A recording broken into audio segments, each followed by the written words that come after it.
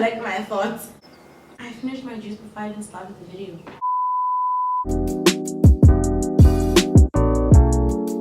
Hello everyone, thank you so much for clicking on the video and welcome back to my channel. Today I'm going to be telling you a story about my first encounter with Umjolo. If you're interested in listening to the story, please continue watching.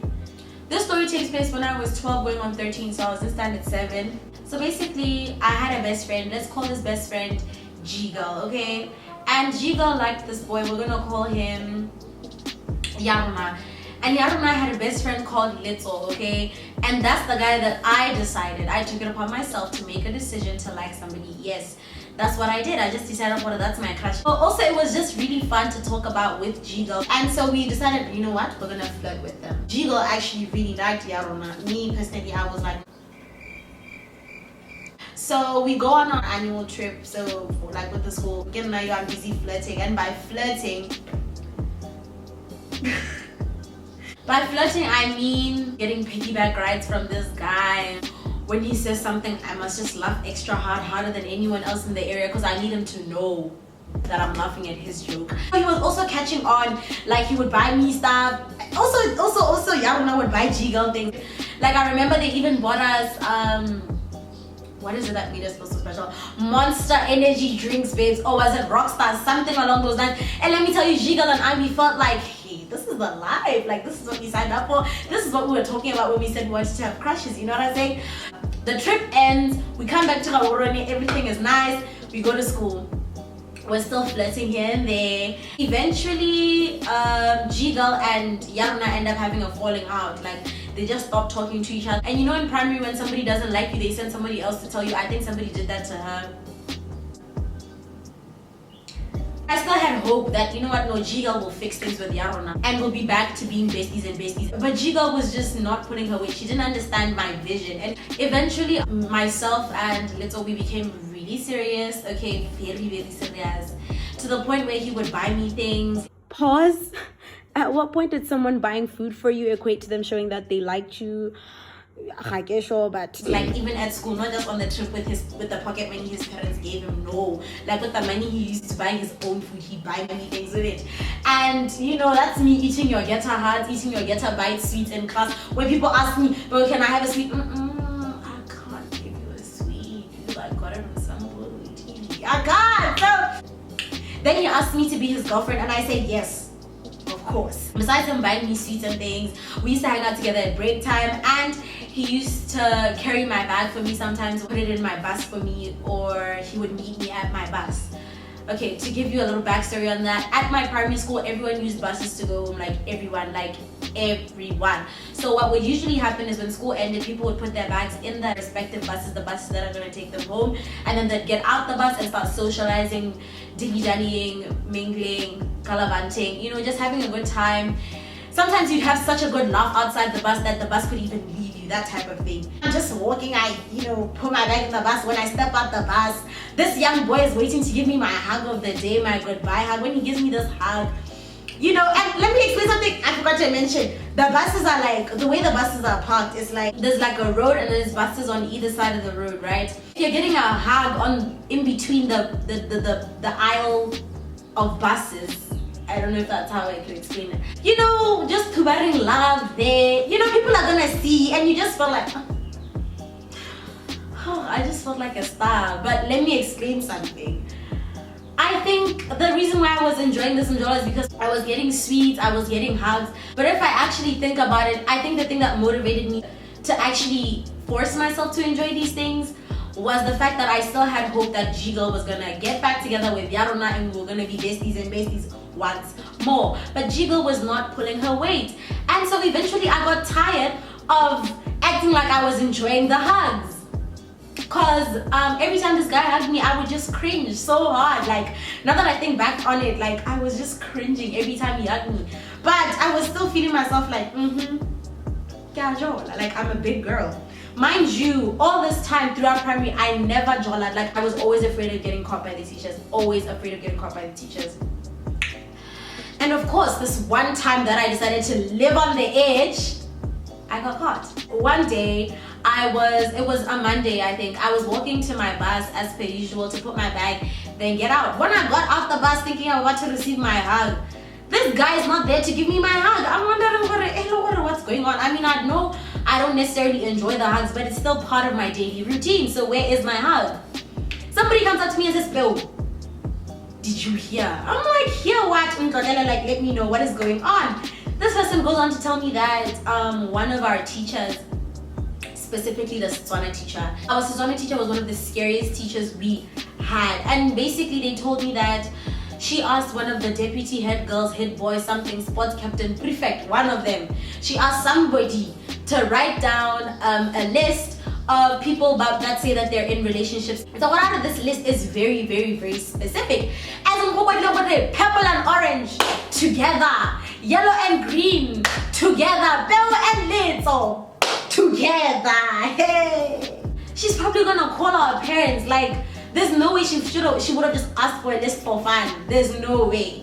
So now I can't even dilly-dally galavant as per usual outside. I get back in the bus with immediate effect and I sit down by the window and I'm looking out the window like I'm in an Adele music video because stress, like I'm sweating. Sweat is just dripping down my body. I'm thinking, yo, this is exactly what I've been avoiding all these years. Like, I didn't want to get caught and now here I am. I have to concoct a plan. I have to come up with something to say to my mother. So I'm thinking, yo, you know, I'm now, years are like moving. Like, I'm thinking, what am I going to say to my mother? Because Mama Peo cannot, and I repeat, cannot receive such a call while she's at work. And so I got home and I waited for my mother to get home. When she got home, I went straight to her room while I still had the courage. You know what? I'm going to tell her the truth, but not the full truth.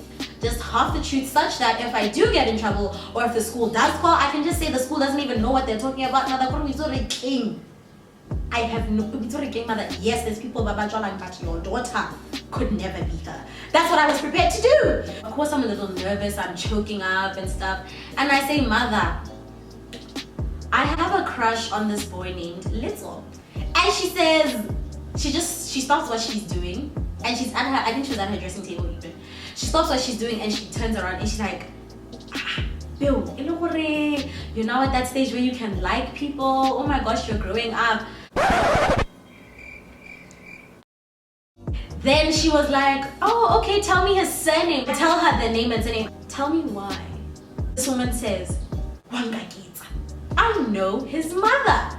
I know his mother really, really well. As in, his mother was at my aunt's wedding cooking there at the back, at the pots, baby. She was within the jarata there by home. If the school calls my mother and tells her that I'm in a relationship, what's stopping her from calling this guy's mother and saying, hey, let's talk about our naughty kids?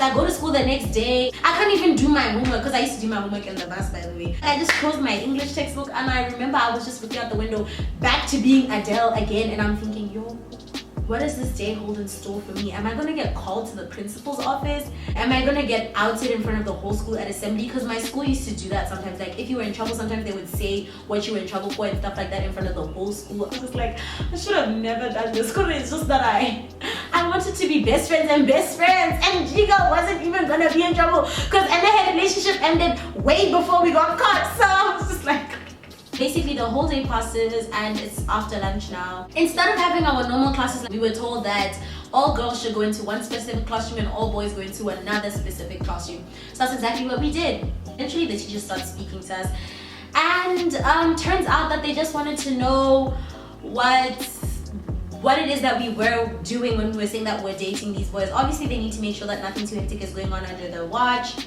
While the teacher was telling us that you don't even know what you're doing and all this, in my heart I kept saying, oh, we cannot teacher, like, teacher, you're speaking the facts. Like, ma'am, I should have just listened to my God. At the end of the talk, they let us know that, guys, you are no longer in relationships. We've cancelled your subscriptions to that specific magazine called Mjolo because like, don't even stress yourself. It's over. Like, it's over. You guys are not in relationships anymore. They told us that the boys were being told the same thing. So after they say this, you know, some girls are feeling a bit sad, like, oh man, you know, my boyfriend Me in my heart, I'm just saying, so maybe I'm gonna go to church now because I prayed so hard for this. Like, with that being said, we were told that we're no longer in relationships. And either way, I had the thought of breaking up with this guy prior to this whole thing of the teachers finding out, because like I said, I wasn't really enjoying the hugs anymore. Like, I would just cringe anytime he hugged me. But obviously, because I was just really shy back then, and I wasn't really good at confrontation. Not that I'm any better at it now, but back then it was even worse. So the teachers really helped me out. I didn't even have to tell my mother anything, guys. I didn't have to tell her anything. I could have just kept that to myself, but it's okay, because what? We're in the clear. Time passes, so I'm not going to speak to this gent, and he's also not going to speak to me, so it's fine. Time passes, now it's time for PSLE. The week before PSLE starts, we're moving desks around, and we're like getting situated in our different classrooms where we're going to write, and they're letting us know what our candidate numbers are and things like that. That day we got released a little early, like maybe 15 minutes earlier, so all the standard 7s are just making noise. Thereby our standard 7 block just having a good laugh, talking about what we're gonna wear to our leavers, luncheon. You know, we're just living in the moment, and I'm also just giggling. You know, everything is funny. Then a friend of mine walks up to me. It's alive, like I'm not expecting them to say anything out of pocket. Or she comes up to me and her face is so serious, like it's really serious. She's serious. I said, Bill, can I please speak to you? So we move off to the side, and she says, Bill. And I'm like, Ma, let's are it's over. It's over. What? Let's just forget that the teachers broke us up. I always thought that if we were gonna split, it was gonna be on my terms, not Salami Itla, my friend coming up to me, tell me, yeah, no, it's over. After my friend says this, she just walks off like nothing happened. On our way home, I'm back to being Adele there by the window seat, looking out the window like, what tomfoolery, what nonsense. I'm trying to think, all this time were we in a relationship and I just didn't know? If so, he had stopped doing everything that he was doing before we got caught. And so I just assumed that it was over. I should have double checked with this person. You weren't even sending me texts anymore. Like, no text about, hey, how are you? Colon bracket. Ile smiley face, ya manto, the real type of smiley face. Isn't the emoji that you send with your mother's Wi-Fi. No. Airtime, 35 telepen text. You weren't even sending me those. Can't we were together. Oh, you were doing a terrible job then. Should have just known from that day onwards that this thing, all them jolo and relationships and all that, it was just gonna have me confused. I should have just known. Well, that's the end of the story. Thank you for taking the time out of your day to watch my video. I just want to say thank you to everyone that watched my last video, my first video. That was so nice of you, like, and just people that have been sharing the like little snippets of the videos, and sharing my link. Thank you so much. Commenting, you're a star. You guys are just stars. Okay, thank you. I will see you in the next video.